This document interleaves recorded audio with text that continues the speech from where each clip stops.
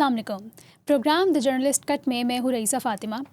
मौलाना फजलुर रहमान साहब की फ़ौज से नाराज़गी की वजह सामने आ गई है और उनके बकौल दाइश उनको मारना चाहती है और रियासत उनको सिक्योरिटी प्रोवाइड नहीं कर रही।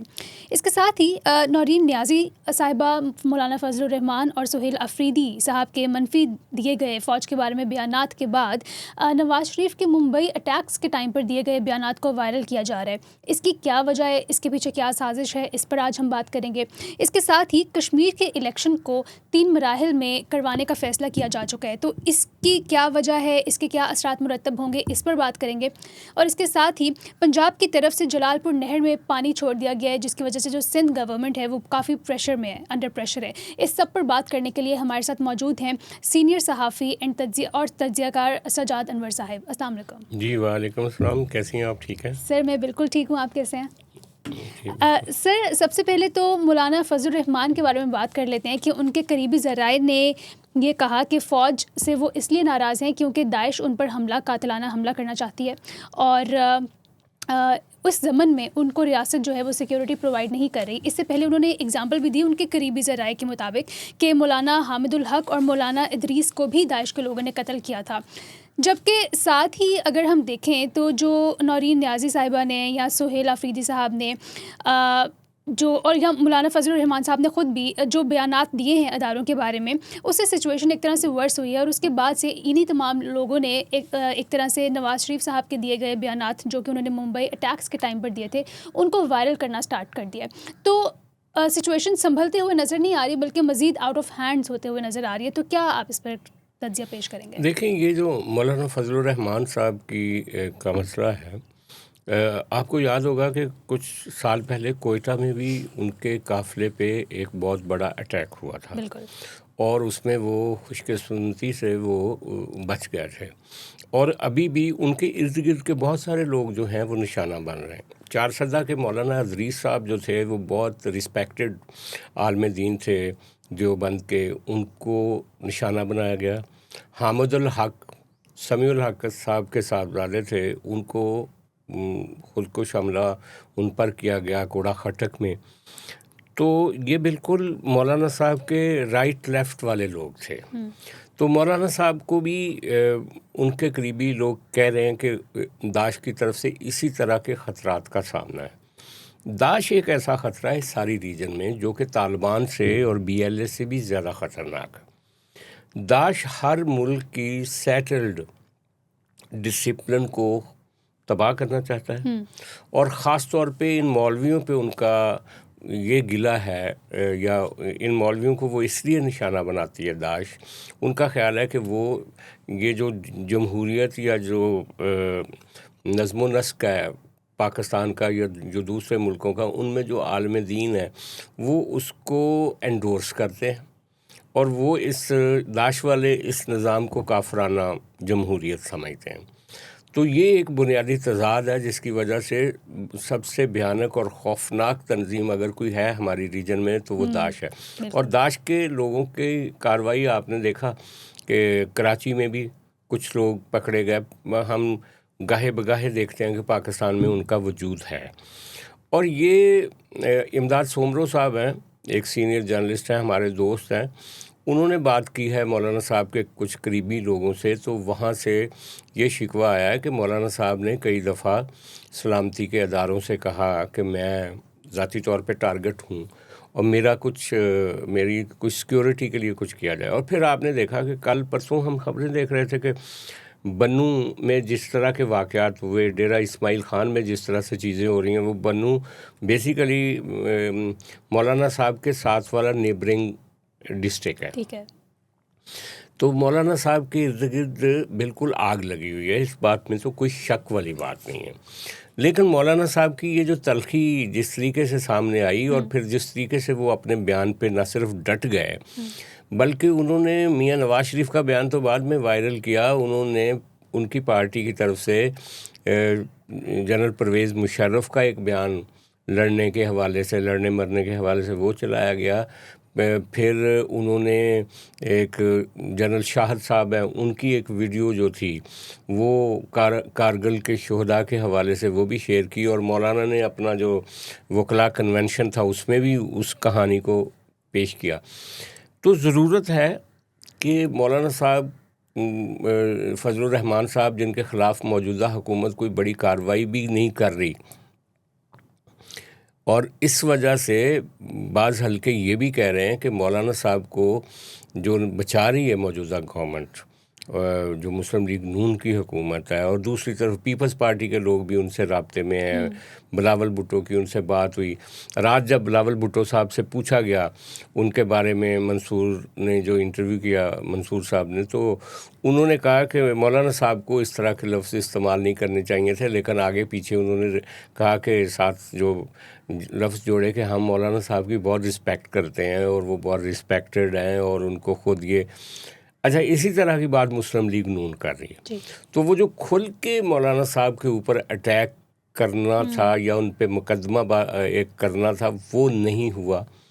اس کے پیچھے بعض لوگ یہ کہتے ہیں کہ شاید کوئی مسلم لیگ نون بھی مولانا صاحب کو سپورٹ کر رہی ہے اور کسی حد تک پیپلز پارٹی بھی کر رہی ہے.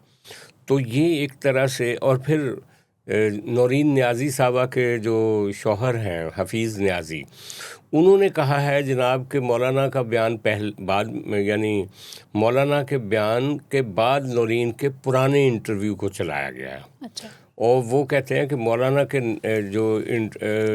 جو الزامات تھے ان کو جسٹیفائی کرنے کے لیے نورین کا انٹرویو تو پہلے کا آن ایئر جا چکا ہے، اور کسی نے اس کو دیکھا بھی نہیں تھا اتنی بڑی تعداد میں جتنا اب دیکھا گیا.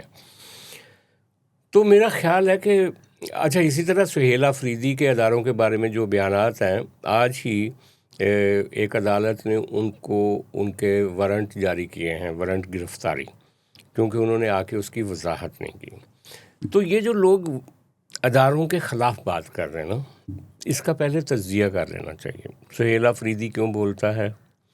نورین نیازی نے ایسی باتیں کیوں کیں؟ مولانا فضل الرحمان نے یہ سارے جملے کیوں بولے؟ یا اس سے پہلے زرداری صاحب نے کہا تھا اینٹ سے اینٹ بجا دوں گا. میاں نواز شریف صاحب کی ممبئی والی یہ جو ویڈیو یہ کیوں آئی؟ تو یہ اداروں کو غصہ کرنے کے بجائے یہ سوچنا بھی چاہیے کہ یہ جو سارے لوگ ہیں آخر کیوں اپنی ہی ملٹری پہ، اپنے ہی ادارے پہ اس طرح کا زہر کیوں اگلتے ہیں؟ کیا سارے غدار ہیں؟ پہلا سوال یہ. یا سارے فوج کو نہیں سمجھتے، انڈرسٹینڈنگ میں کوئی غلطی ہے، یا پھر فوج کی طرف سے یا اسٹیبلشمنٹ کی طرف سے کچھ زیادتیاں ہیں جن کا اظہار وہ براہ راست کرنے کی بجائے وہ اس طرح کی پھر طنز کرتے ہیں اور اس طرح کے جملے بولتے ہیں جس سے شہداء کی فیملیز ہرٹ ہوتی ہیں، یا جس سے کہا جا سکتا ہے کہ اداروں کی جو قربانیاں ہیں وہ انڈرمائن ہوتی ہیں، یا جو ملٹری کا رول ہے پاکستان کو بچانے کے لیے اس کے اوپر سوالات آتے ہیں. تو یہ سادہ سوالات نہیں ہیں، یہ بہت گہرے اور ضروری سوالات ہیں.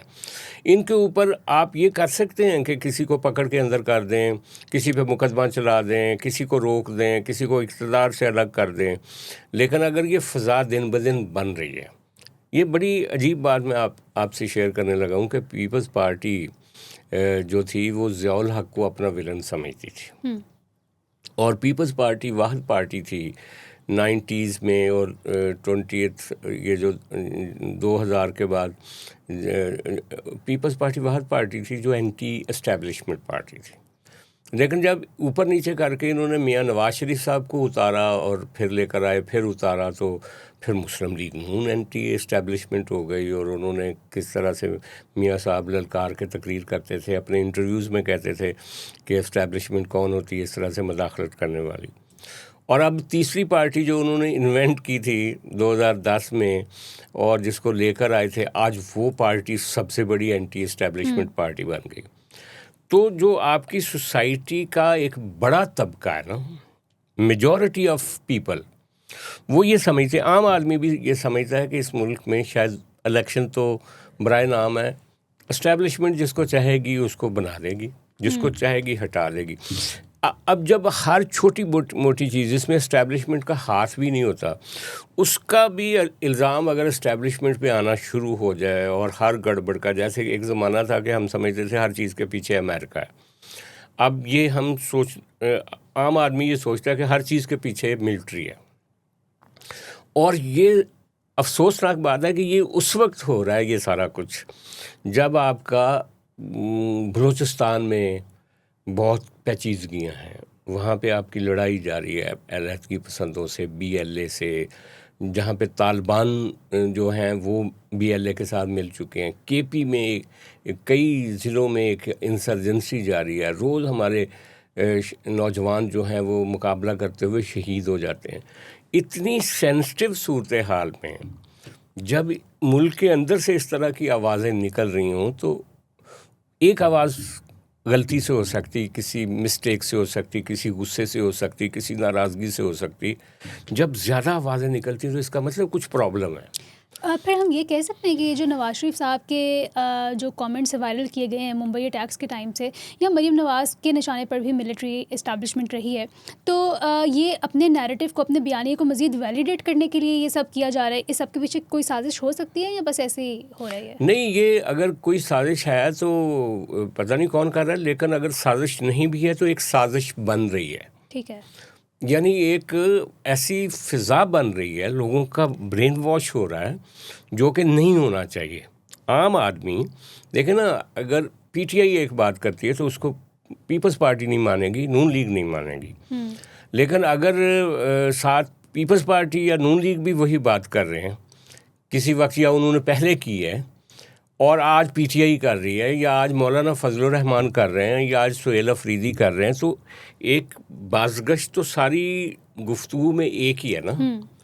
تو پھر لوگ نتیجہ نکالتے ہیں, کامن سینس سے لوگ نتیجہ نکالتے ہیں, جو کہ میں سمجھتا ہوں کہ بہت ڈینجرس ہے پاکستان کی اتحاد کے لیے, پاکستان کے وفاق کے لیے, اور پاکستان کی ایک بقا کے لیے. میں سمجھتا ہوں کہ اس طرح کی جو مہم جوئی ہے یا جو ہو رہی ہے, نیچرل ہے, آرگینک ہے یا انجینئرڈ ہے, یہ نہیں ہونی چاہیے. اس کو روکنے کے لیے میری تجویز یہ ہے کہ آپ ٹھیک ہے, آپ غصہ کریں, ناراضگی کریں, آپ کسی کو سزا بھی دے دیں, لیکن ان چیزوں کے اوپر غور بھی کریں کہ ان کو کیسے ہم اب ریڈیوس کریں گے. سر, ان کو پرواہ ہے قوم کی ویسے, کیونکہ یہ تو سالوں سے ہوتا آ رہا ہے نا, ملٹری سول ملٹری ریلیشنز میں ہمیشہ سے تضاد چلتا آ رہا ہے. تضاد اور چیز ہے جب آمنے سامنے آ کے آپ ایک دوسرے کے اوپر اس طرح کے الزامات لگائیں, جیسے نورین نیازی صاحبہ نے لگائے, جو کہ بالکل بے بنیاد ہیں. مولانا فضل الرحمان نے جو شہداء کے بارے میں بات کی, میری خود اس پہ ریزرویشنز ہیں. میاں نواز شریف صاحب نے جو ممبئی اٹیکس پہ بات کی تھی, وہ اس وقت ہر آدمی کو اس پہ, صرف آپ کہتے ہیں نا کہ روٹ کاز دیکھنا چاہیے چیزوں کا. تو میں صرف یہ کہتا ہوں کہ آپ زخموں کو مت دیکھیں, زخموں کے پیچھے جو باڈی کے اندر میل فنکشننگ ہو رہی ہے نا, اس کو دیکھنا چاہیے. ٹھیک ہے. اچھا, کشمیر کی جو الیکشن 3 مراحل میں کروانے کا فیصلہ کیا گیا ہے, ایک تو یہ فیصلہ کیوں کیا گیا ہے اور اس کے کیا اثرات مرتب ہوں گے؟ رات کو بلاول بھٹو زرداری صاحب سے جب ایک سوال کیا گیا منصور علی خان کی جانب سے کہ کیا آپ کو لگتا ہے کہ کشمیر میں فری اینڈ فیئر الیکشنز ہو جائیں گے, تو انہوں نے کہا کہ جیسے انہوں نے کہا کہ یا پھر ویسے ہوں گے جیسے پاکستان میں ہوتے ہیں, تو انہوں نے کہا ویسے ہوں گے جیسے پاکستان میں ہوتے ہیں. اینڈ دس از, مطلب میں ازیوم نہیں کرنا چاہ رہا, یہ کوئی بریکنگ نیوز نہیں ہے, لیکن مجھے تو ویسا ہی لگ رہا ہے. تو کیا آپ کو لگتا ہے کہ وہاں پہ الیکشنز بھی ریگڈ ہوں گے اور اثرات کیا مرتب ہوں گے 3 مراحل میں کروانے کے؟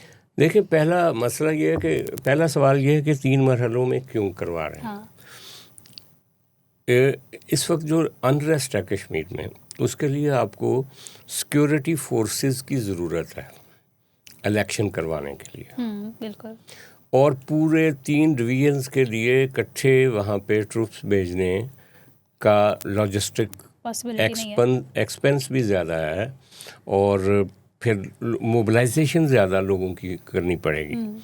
تو اگر یہ 3 ڈویژنوں کے الگ الگ ہوں گے تو ایک ہی جو ہوگا نا, مطلب ایک سیٹ اپ جو ہوگا سیکیورٹی کا, وہ اگر میرپور ڈویژن میں الیکشن کروا رہا ہے تو وہ اس کے بعد پونچھ ڈویژن میں چلا جائے گا, اور اس کے بعد مظفر آباد ڈویژن میں چلا جائے گا. تو تھوڑا سا سمارٹ ہو جائے گا مینجمنٹ. یہ الیکشن کمیشن نے یہ والی ریزن دی ہے. ٹھیک ہے. اچھا, اب سیاسی جماعتیں, چونکہ ایک نفسیات ہے ہماری سیاست کی کہ ہم مرحلوں میں الیکشن نہیں کرواتے انڈیا کی طرح. ہم ایک ہی دن الیکشن کرواتے ہیں اور شام کو نتائج دیکھنا چاہ رہے ہوتے ہیں. اب یہ الیکشن جو ہے وہ 3 دن وہ اس کو ہولڈ کر کے 2 اگست تک جائیں گے. 2 اگست آخری ڈیٹ ہے جو کہ مظفر آباد ڈویژن کی ہے, اور اس کے ساتھ پھر وہ مہاجر سیٹوں کا الیکشن بھی ہوگا 2 اگست کو. تو اس وقت تک الیکشن رزلٹ کو ہولڈ کریں گے یا میرپور ڈویژن کا پہلے بتا دیں گے, پونچھ ڈویژن کا بعد میں بتائیں گے, اور پھر اس کے بعد بتائیں گے اس کا مظفر آباد کا. تو یہ سوالات ہیں کہ اس کی مینجمنٹ انہوں نے کیا کرنی ہے. اکٹھا ایک نتیجہ دینا ہے 2 کی رات کو. اچھا, پھر اس کے علاوہ ایک سوال اور بھی ہے کہ کہیں کوئی مینجمنٹ کے لیے تو نہیں سارا کچھ ہو رہا, کسی ایک خاص پارٹی کو جتانے کے لیے. ابھی تک تو اس طرح کا کوئی رد عمل نہیں آیا کسی سیاسی جماعت کی طرف سے, لیکن آ بھی سکتا ہے. مطلب آج رات لوگ کنسولیڈیٹ کریں, اس کو دیکھیں کہ ان کے فائدے میں ہے یا پلس مائنس میں دیکھیں, لیکن سیکیورٹی پوائنٹ آف ویو سے میرا خیال یہ ضروری تھا. ٹھیک ہے. اور ساتھ میں سر انہوں نے ایک بہت اچھا پیغام دیا ہے. میں آپ سے پوچھنا چاہوں گی کہ آپ کی کیا رائے ہے کہ بلاول بھٹو زرداری صاحب کا کہنا تھا کہ 40 دن سے لوگوں کے فون بند ہیں, سوشل میڈیا پہ کوئی ایکسیس نہیں ہے, تو آبویسلی لوگ وہاں کی پولیٹیکل پارٹیز کو ہی گالیاں دیں گے. تو اگر آپ کو جیک پہ غصہ ہے تو ایٹ لیسٹ آپ پوری عوام پہ, کشمیر کی پوری عوام پہ وہ غصہ نہ اتاریں. اور گورنمنٹ سے وہ کہہ رہے ہیں بات چیت تو جاری ہے, لیکن آبویسلی اگر گورنمنٹ نہیں وہاں پہ سوشل میڈیا یا انٹرنیٹ بحال کر رہی تو اس کا مطلب گورنمنٹ نہیں مان رہی. تو آپ کیا کہیں گے اس پہ؟ دیکھیں, یہ بھی اس کے بھی 2 رخ ہیں. جو سیکیورٹی کے ادارے ہیں یا جو فیصلہ ساز لوگ ہیں, ان کا خیال ہے کہ اگر یہ ہم انٹرنیٹ یا ٹیلی فون فیسلٹی نہ روکیں تو جو جیک کی پذیرائی ہے نا اور ان کی موبلائزیشن وہ پورے کشمیر میں بڑھ جائے گی. یہ ان کا خیال ہے. بلاول بھٹو کا خیال ہے کہ نہیں, یہ جو جیک ہے اس کو کنفائنڈ کر دیا گیا ہے پونچھ سیکٹر ادھر راولا کوٹ میں, تو ریسٹ آف کشمیر جو ہے اس کو آپ یہ فیسلٹی دے دیں کہ وہ کسی حد تک بلاول بھٹو کی بات درست ہے, کسی حد تک ان کی بھی بات درست ہے کہ اگر یہ سارا نیٹ ورک بن گیا تو ان کی حمایت میں مختلف جگہ سے ان کے میسیجز آنے شروع ہو گئے کہ کیا ہو رہا ہے. حالانکہ ابھی بھی سارے کشمیر میں لوگوں کو پتہ ہے کہ وہاں پہ راولا کوٹ میں کیا ہو رہا ہے کیا نہیں ہو رہا, کیونکہ اتنا بڑا ایریا ہے ہی نہیں, اور پھر بہت سارے ابلاغ کے ذرائع موجود ہیں, تو لوگوں کو پتہ چل جاتا ہے کہ کیا کیا. تو میرا خیال ہے کہ کسی حد تک آپ کو لوگوں کو, جیسا ہم بلوچستان کے بارے میں کہتے ہیں یا کے پی کے بارے میں کہتے ہیں, کہ کمیونٹیز کو انوائنگ نہیں کرنا چاہیے, لوگوں کو فیسیلیٹیٹ کرنا چاہیے. اچھا, پنجاب کی طرف سے جو جلال پور نہر میں پانی چھوڑا گیا ہے اس پر سندھ کافی زیادہ برہم ہے اور وہ انڈر پریشر ہے, تو ایسا کیوں ہے؟ یہ سیناریو کیا ہے؟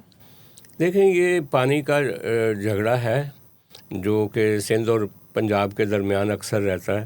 سندھ کہتا ہے کہ جو ارسا کا معاہدہ تھا غالباً 92 کا, اس کے مطابق پانی کی تقسیم ہونی چاہیے, اور پنجاب یہ کہتا ہے کہ کئی جگہ پہ ڈیفیشنسی ہو جاتی, پیچھے سے پانی نہیں آتا تو ہمیں کچھ زیادہ پانی چاہیے ہوگا.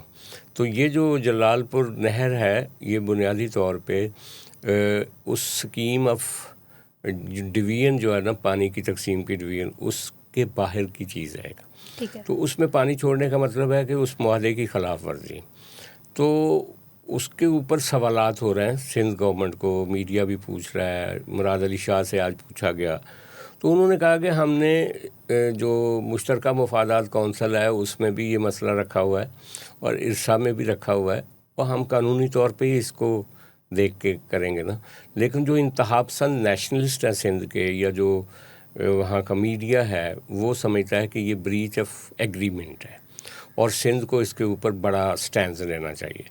لیکن سندھ گورنمنٹ چونکہ مراد علی شاہ کی گفتگو سے یہ لگا کہ وہ انگیجمنٹ پہ بلیو کرتے ہیں, بات چیت کے اوپر. ٹھیک ہے. اچھا، عمران خان صاحب کی بہنیں آج اڈیالہ کے باہر موجود ہیں ان سے ملاقات کے لیے. آج منگل کا روز ہے، تو کیا ان کی ملاقات ہو پائے گی؟ اور دوسرے علیمہ خان صاحبہ نے ایک بیان دیا ہے کہ جس میں انہوں نے کہا کہ ہمیں کسی جنرل، کسی سیکنڈ تھرڈ پرسن کے تھرو پتہ چلا ہے کہ عمران خان کو 2 مہینے کے اندر اندر اسیسینیٹ کر دیا جائے گا. تو آپ ان کی سچویشن کو کیسے دیکھ رہے ہیں، ان کے بیانات کو کیسے دیکھ رہے ہیں؟ دیکھیں، پہلی بات تو یہ ہے کہ وہ بہنیں گئی ہیں، وہ ہر منگل کو جاتی ہیں اس امید کے ساتھ کہ کوئی ملاقات ہماری کروا دیں. کچھ ورکرز بھی جاتے ہیں، لیکن اس دفعہ پتہ چلا ہے کہ وہاں پہ ورکرز بہت کم ہیں. اور اس کی وجہ شاید یہ ہے کہ علیمہ خان صاحبہ نے بھی پچھلے دنوں کہا تھا کہ ورکرز اب نہ آئیں، بے شک نہ. تو لیکن ان کی ملاقات تو کوئی نہیں ہوئے گی، نہ ہونے جا رہی ہے. اچھا، لیکن یہ جو بیان ہے ان کا، انہوں نے کے پی میں پبلک کسی ریلی میں خطاب کرتے ہوئے کہا، تو لوگوں کے سینٹیمنٹ کو نا ذرا وہ کرنے کے لیے کہ عمران خان کتنا ورسٹ کنڈیشنز میں جیل کاٹ رہا ہے اور اس کو تو موت کا بھی مطلب ایک تھریٹ ہے کہ اس کی جان نہ لے لی جائے. اور دیکھیں، یہ ساری پولیٹیکل پارٹیاں کر رہی ہیں. جب میاں نواز شریف صاحب جیل میں تھے تو مریم صاحبہ نے ایک پریس کانفرنس کی تھی، آپ کو یاد ہوگا. ایک جج صاحب کی ویڈیو انہوں نے چلائی تھی اور پھر انہوں نے کہا تھا کہ میں اپنے والد کو جیل میں مرنے نہیں دوں گی، کیونکہ وہ ملٹیپل ڈیزیزز کا شکار تھے. پلیٹلیٹس کم ہوں یا نہ ہوں، ادروائز بھی ان کی صحت ولنریبل تھی، جیسے کہ ابھی بھی ہے. ابھی بھی اگر ان کا خیال نہ رکھا جائے، ڈاکٹر جیسے زرداری صاحب کی صحت ہے، تو اب ان کو اگر اٹھا کے کسی ایسی جیل میں ڈال دیا جائے تو وہ ان کے لیے مشکل ہوگا. اسی طرح عمران خان صاحب کے لیے بھی یہ جیل بہت مشکل ہے. تنہائی میں ان کو رکھا گیا ہے.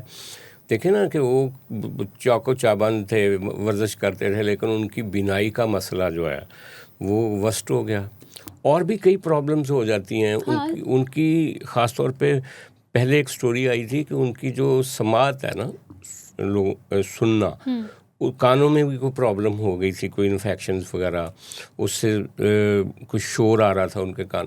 جب آپ تنہائی میں ہوتے ہیں اور جیل کاٹتے ہیں نا، تو پھر 100 طرح کی پرابلم. ہیلدی سے ہیلدی بندہ خراب ہو جائے. ایگزیکٹلی. اور پھر یہ جو ہم اپنے کمفرٹ زون میں ہوتے ہیں نا، چھوٹی چھوٹی کچھ پرابلمس ہوتی ہیں ہر آدمی کو، وہ اس میں سروائیو کر رہا ہوتا ہے. لیکن جب اس کو اس کے کمفرٹ زون سے اتار کے نیچے پھینک دیا جائے تو، اور اس کو وہ فیسلٹیز نہ ہو جو باقی عام زندگی میں ہوتی ہیں، تو پھر پرابلمس تو ہوتے ہیں. اگرچہ مسلم لیگ نون کہتی ہے جی بڑے ان کو دیسی مرغی مل رہی ہے، دیسی گھی مل رہا ہے اور گھر والی ساری فیسلٹیز مل رہی ہیں، لیکن جیل بہت، اور تنہائی کی جیل.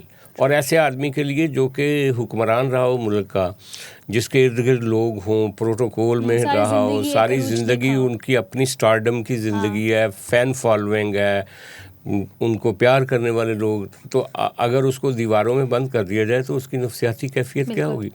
اسی لیے بعض لوگ کہتے ہیں نا کہ انہوں نے وہ ڈیسپریٹ ہو کے جو گفتگو کرتے ہیں وہ ریکارڈ ہوتی ہے اور وہ سنائی دی جاتی ہے، اور انہوں نے کچھ لوگوں کو گالیاں شالیاں بھی دی تھیں اسی ڈیسپریشن میں.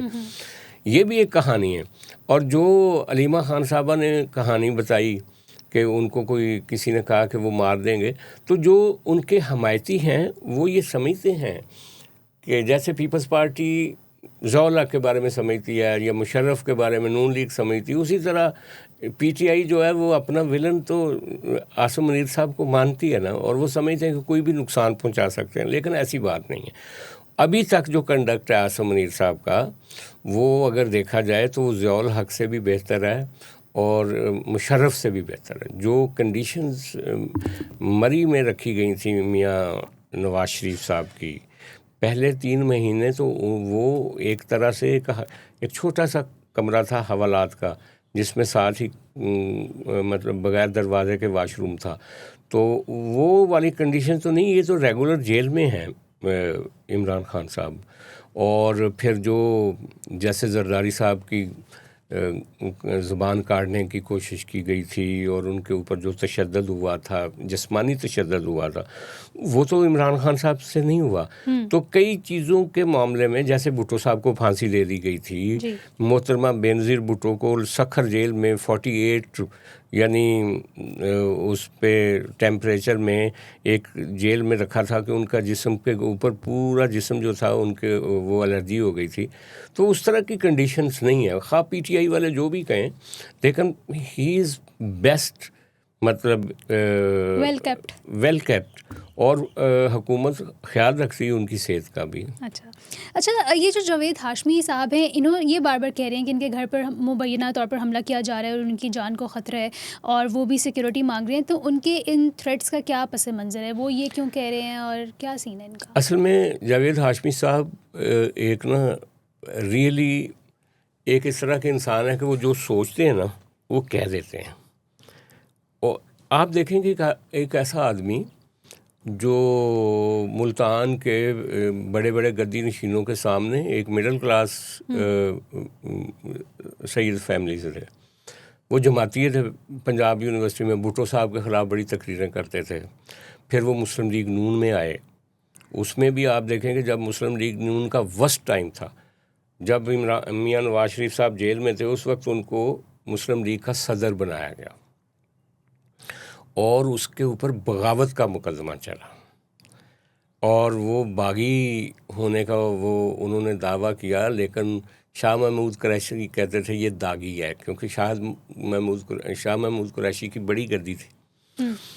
آج وہ یہ سمجھتے ہیں کہ میاں نواز شریف صاحب کے برے وقت میں انہوں نے ساتھ دیا تھا, آج میں وہ کمزور آدمی کا ساتھ نہیں دے رہے. میاں صاحب وہ عمران خان کے حق میں بولتے ہیں جب بھی بات ہوتی ہے, اور ابھی فضل الرحمان کے حق میں بول رہے تھے ریسنٹلی.